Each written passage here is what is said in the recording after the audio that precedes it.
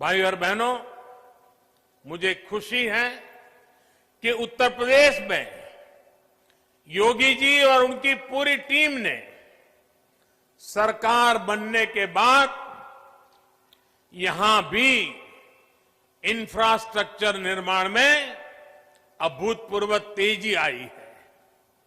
पहले उत्तर प्रदेश के इंफ्रास्ट्रक्चर की स्थिति क्या थी, ये आप सभी भली भांति जानते हैं। आज उत्तर प्रदेश की पहचान एक्सप्रेस प्रदेश के रूप में सशक्त हो रही है।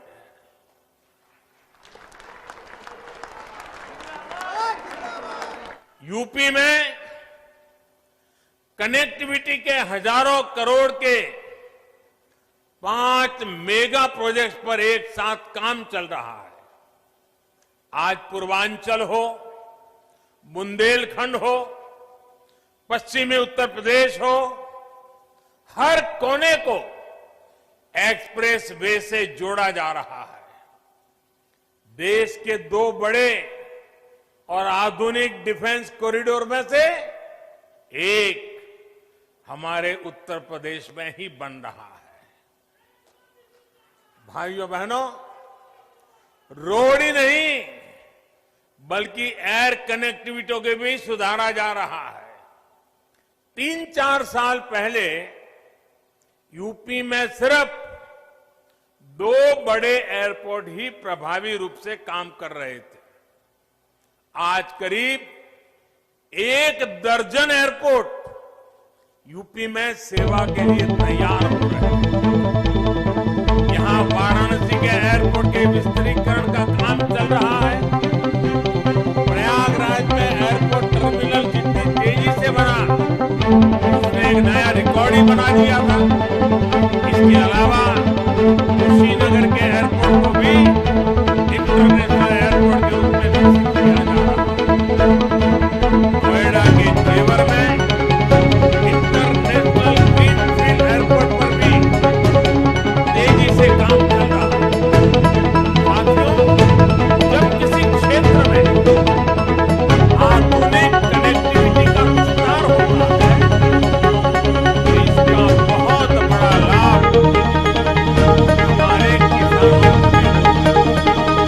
खेती को होता है।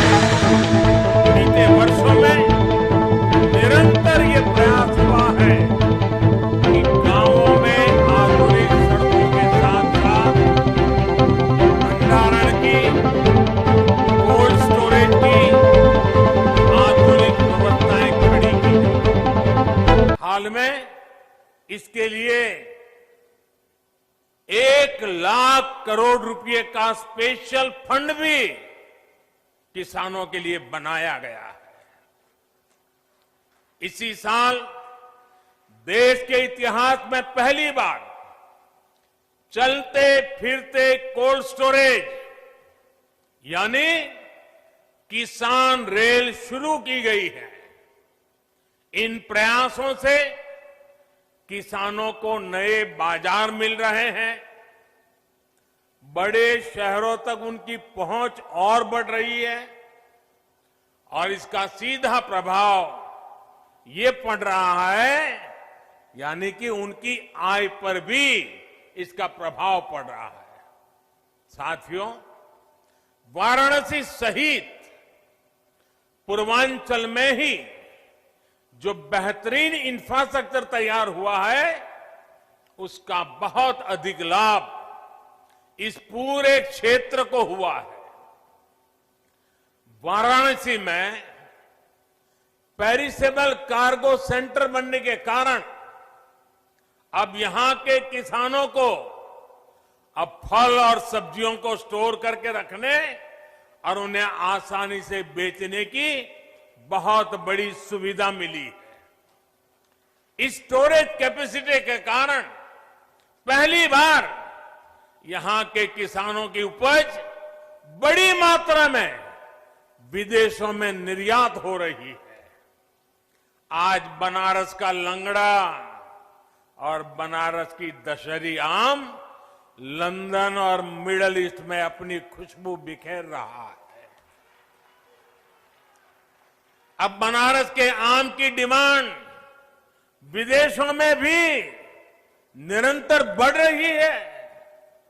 अब यहां जो पैकेजिंग की सुविधाएं तैयार हो रही है, उस वजह से पैकिंग के लिए दूसरे बड़े शहरों में जाने की जरूरत अब नहीं रहेगी।